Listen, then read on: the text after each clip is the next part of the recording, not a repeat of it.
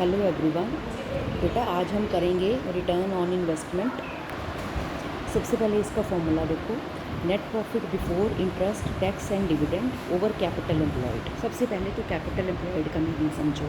Capital employed का meaning यहाँ पे है कि जो भी लॉन्ग टर्म पैसा हमने अपने बिजनेस में इन्वेस्ट किया हुआ लॉन्ग टर्म के लिए, ठीक है। तो यहाँ पर कैपिटल का मतलब सिर्फ ओनर्स कैपिटल मत समझना। यहाँ पर कैपिटल का मतलब है long term capital, debt capital और ओन्ड कैपिटल दोनों। तो ये आपकी बैलेंस शीट है, ठीक है, जो आपके बुक की ये 1.6 पेज पर बैलेंस शीट है, ठीक है। अब वैसे है तो ये वर्टिकल फॉर्म में, तो मैंने इसको हॉरिजॉन्टल फॉर्म में समझाने के लिए लिखा है। सपोज़ ये लायबिलिटी साइड है, ये एसेट साइड है। यहाँ पर क्या क्या हेडिंग है, non current assets, current assets, और इधर क्या हेडिंग है, share holder fund, non current liability और करंट लायबिलिटी। मैंने ये मेन हेडिंग ली है, ठीक है। अब सपोज़ करो नॉन करंट एसेट्स 100, 60, 160 और शेयर होल्डर फंड 120, 30, 10, ठीक है। ये आपका 160 बैलेंस शीट का टोटल बराबर। तो अगर मैं लायबिलिटी साइड से चलूँ, ठीक, तो लायबिलिटी साइड से चलूँ तो शेयर होल्डर फंड और नॉन करंट लायबिलिटी ये दोनों अगर मैं लेती हूँ, यही मेरा लॉन्ग टर्म पैसा है जो बिज़नेस में लगा, ये तो करंट लायबिलिटी शॉर्ट टर्म पैसा है। तो ये मेरी capital long term capital employed in the business है, जो मैंने लॉन्ग टर्म फाइनेंस अरेंज करके बिज़नेस में लगाया हुआ है। तो शेयर होल्डर फंड में equity share capital, preference share capital, reserve में सरप्लस सब कुछ आ गया, प्लस लॉन्ग टर्म लायबिलिटीज़। तो 120 प्लस 30 150 हो गई ये लायबिलिटी साइड अप्रोच। अब कई बार पेपर में क्या होता है कि चाहिए होती है आपको कैपिटल एम्प्लॉयड, पर पेपर में आपको share holder fund non current liability नहीं दी होती, ये दो चीज़ें नहीं गिवन, तो फिर ये वाली गिवन होंगी। अब बैलेंस शीट का टोटल तो बराबर होता है, इधर से चलें या इधर से चलें, ठीक है, आपका आंसर सेम आएगा। तो अब हमने क्या करना है, अब हमने इधर से चलना है। तो नॉन करंट एसेट्स मतलब fixed assets plus current assets minus current liability करोगे तो भी आपका आंसर 100 प्लस 60 160 माइनस 10 तो भी 150 आएगा, ठीक है। यहाँ अगर कई बार करंट एसेट करंट लायबिलिटी भी अलग अलग नहीं दी होती, इसकी जगह पर दिया होता है वर्किंग कैपिटल, तो वैसे भी अगर अलग अलग दी होती तो मैंने current asset minus current liability करना था। अगर सीधी वर्किंग कैपिटल दे दी तो भी क्या हो गया, आप नॉन करंट एसेट्स में सीधी वर्किंग कैपिटल प्लस कर दो, 60 माइनस 10 50, तो भी तो आंसर 150 आएगा।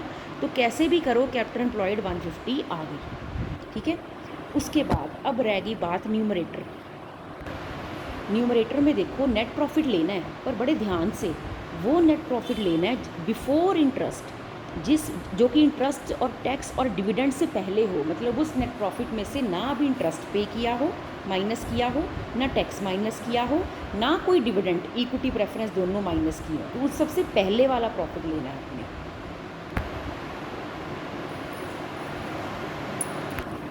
अब सपोज़ करो earning before interest and tax, वो आपको गिवन है 500, ठीक है। बिफोर इंटरेस्ट एंड टैक्स मतलब इसमें से ना भी इंटरेस्ट माइनस हुआ ना टैक्स माइनस हुआ, जो कभी इंटरेस्ट नहीं दिया टैक्स नहीं दिया डिविडेंड तो भी क्या दिया होगा उसका तो नंबर बाद में आएगा, ये सीक्वेंस होता है। सबसे पहले आप उसमें से इंटरेस्ट ऑन लोन माइनस करोगे। सपोज़ करो अगर लोन आपका 1000 रुपये का था और 10% का इंटरेस्ट था, तो 100 रुपये का इंटरेस्ट हो गया, वो आपको दिया होगा डिबेंचर इतने के इतना इंटरेस्ट, वो इंटरेस्ट आ गया। तो ये आपकी जो अर्निंग आई, ये अर्निंग कौन सी है, ये आपकी अर्निंग है आफ्टर इंटरेस्ट पर बिफोर टैक्स। अब इसमें से टैक्स माइनस करोगे, टैक्स की परसेंटेज आपको दी होगी, सपोज 40% टैक्स चल रहा है उस साल, तो इसका 40% 4 4 से 16 माइनस किया। अब ये आपकी अर्निंग आ गई आफ्टर इंटरेस्ट और आफ्टर टैक्स, ठीक है। फिर अब बारी आती है पहले प्रेफरेंस वालों की। अब प्रेफरेंस वालों को डिविडेंड दिया, ठीक है, तो प्रेफरेंस वालों को डिविडेंड देने के बाद जो बचा, अब इसमें से इक्विटी वालों को डिविडेंड पे होगा। ये है earning available for equity share holders. अब इसमें से इक्विटी वालों को डिविडेंड पे होगा और बाकी जो बचा वो आपका सरप्लस। अब आपको इस फॉर्मूला में जो ऊपर ये अर्निंग चाहिए, ये कौन सी चाहिए, before interest tax and dividend, कुछ भी ना माइनस हुआ हो, यानी कि आपको ये वाला 500 चाहिए न्यूमरेटर में, ठीक है। कभी कभी हमें 140 दिया होता है, तो अगर हमें 140 दिया हो तो मैं ये सारी चीज़ें मैं माइनस कर करके यहाँ तक पहुँची हूँ ना। अगर मेरे को 140 दिया है और मुझे 500 तक जाना है, तो देखो मैं सारी चीज़ें प्लस करूँगी तो ही पहुँचूँ। सपोज 500 मुझे सब में नहीं गिवन, मुझे ये गिवन है, तो मैं पहले क्या करूँगी, मैं पहले 140 में प्लस करूँगी इक्विटी वालों का डिविडेंड 200 आ जाएगा, फिर मैं प्लस करूँगी प्रेफरेंस वालों का डिविडेंड 240 आ जाएगा, फिर मैं उसमें प्लस करूँगी टैक्स कितना 160, तो ये मेरा आंसर 400 आ जाएगा। और फिर मैं उसमें इंटरेस्ट प्लस करूँगी 100, तो मैं 500 तक पहुँचूँगी। चाहिए मुझे 500, ठीक है। तो कभी कभी ये दिया होता है तो आपको ये वैसे माइनस कर करके यहाँ तक पहुँचे थे, फिर आप प्लस कर करके ये सारी चीज़ों को बैक ईयर मार के 500 तक पहुँचोगे, ठीक है। यहाँ तो बेटा सीधा मैंने टैक्स कैलकुलेट किया हुआ था तो मैंने ये प्लस कर दिया, पर पेपर में तो आपको टैक्स परसेंटेज में गिवन होगा ना। सपोज आपकी गाड़ी यहाँ रुक गई, ठीक है, यहाँ पर आप यहाँ तक पहुँच गए, ठीक, आपने उसमें इक्विटी डिविडेंड को दोबारा प्लस कर दिया, आपने उसमें प्रेफरेंस डिविडेंड को दोबारा प्लस कर दिया, आप यहाँ तक पहुँच गए। अब ये क्या है, ये आपकी 240 अर्निंग है आफ्टर इंटरेस्ट एंड टैक्स। अब मुझे बिफोर इंटरेस्ट एंड टैक्स चाहिए, तो आफ्टर इंटरेस्ट एंड टैक्स में माइनस करते वक्त हम इंटरेस्ट पहले माइनस करते हैं और टैक्स बाद में।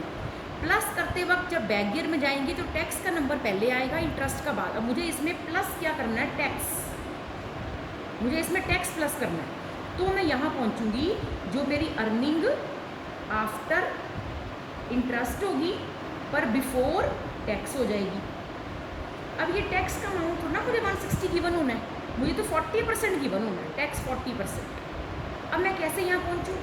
अब क्या आपने मानना है कि ये टैक्स अगर 40% है तो ये बिफोर टैक्स की इनकम ये है, इसको मैं 100 मान लेती हूँ, ठीक। तो जब टैक्स 40 था तब बिफोर टैक्स की आपकी इनकम 100 थी और आफ्टर टैक्स की 60 होगी, तभी 60 + 40 आपका 100 बना होगा। ये चीज़ आप ऐसे अज्यूम कर सकते हो, ठीक है। तो अगर टैक्स 40% था तो earning after interest and tax 60 थी, तो बिफोर टैक्स यानी कि मैं प्लस करके आ रही हूँ ना 100 होगी। तो अब मेरे को ये दोनों चीज़ें नहीं गिवन, ये चीज़ तो गिवन है ना। अब आप इसको यूनिटरी मेथड से निकालोगे। कैसे निकालोगे कि जब अर्निंग आपकी आफ्टर इंटरेस्ट एंड टैक्स 60 थी, तब आपका जो चाहे टैक्स निकाल लो चाहे अर्निंग बिफोर टैक्स निकाल लो, तब अर्निंग बिफोर टैक्स,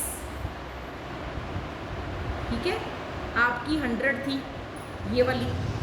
जब earning after interest and tax 240 है तो अर्निंग बिफोर टैक्स क्या होगी, 100/60 × 240। तो 6 4 = 24, ये कट जाएगा तो ये 400 आ गया आपका। ये आपका आंसर, ये 400 आ गया।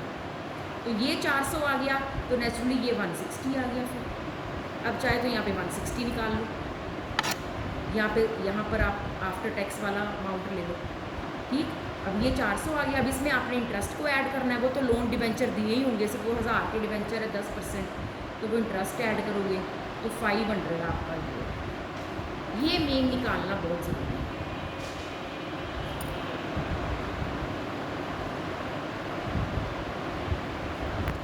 ठीक है, क्या किया मैंने कि earning after interest and tax, ठीक है, आपको टैक्स 40% गिवन है, तो ये earning after interest and tax मतलब फिर टैक्स कटने के बाद 60 होगी, तो बिफोर टैक्स आपकी 100 होगी।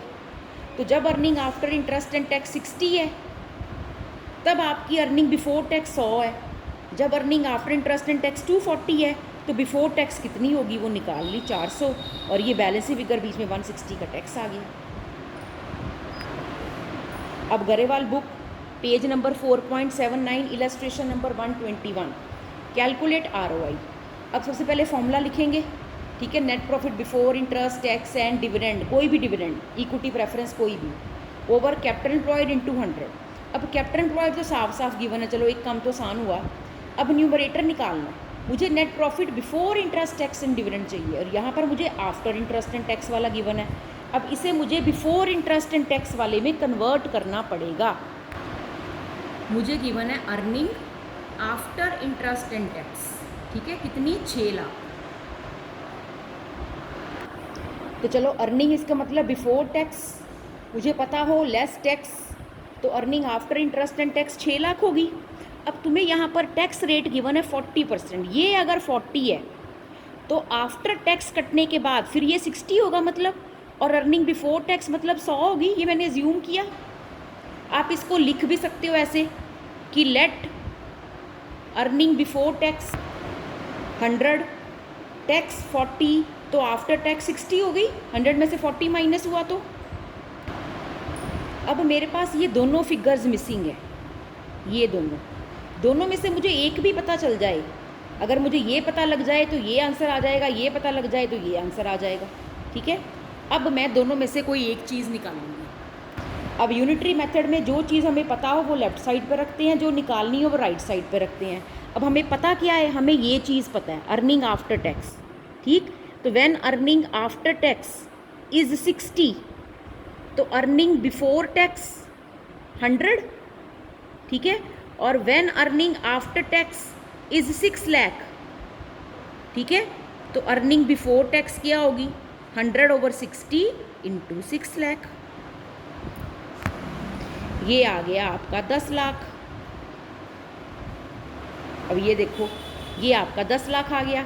अब ये तो अभी बिफोर टैक्स आई है, ठीक है। अब टैक्स के बाद अगला नंबर किसका होता है, आप यहाँ तक पहुँच गए अगर, ठीक है, आपको टैक्स पता लग गया, बैक गियर मारते मारते अब इंटरेस्ट को भी तो दोबारा ऐड करोगे, टैक्स ऐड कर दिया, अब इंटरेस्ट ऐड करोगे तो यहाँ तक पहुँचोगे ना। तो अब इंटरेस्ट ऐड करना है। इंटरेस्ट आपको सम में सीधा नहीं गिवन, पर डिबेंचर्स गिवन है 10 लाख के 10%, तो 10 लाख का 10% 1 लाख, इसमें 1 लाख प्लस करोगे तो 11 लाख आ गया आपका earning before interest and tax, वो numerator over 80 lakh into 100, 13.75 answer. Thank you. इसमें बस एक ट्रेड और नॉन ट्रेड इन्वेस्टमेंट के बारे में भी बताना है, वो किसी और वीडियो में आपको बताऊंगी। चलो बता ही देती हूँ ट्रेड नॉन ट्रेड इन्वेस्टमेंट का।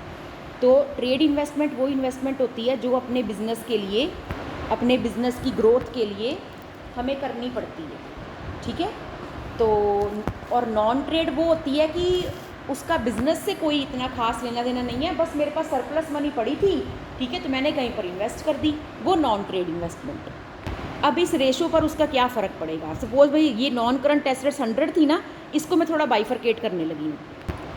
सपोज़ करो जो ये 100 था उसमें फिक्स्ड एसेट 70 की थी, है ना, machinery, building, plant, furniture, suppose trade investment 20 और नॉन ट्रेड इन्वेस्टमेंट 10। वैसे आपकी बैलेंस शीट में word trade non trade investment नहीं है, ये देखो ध्यान से, वर्ड है नॉन करंट इन्वेस्टमेंट।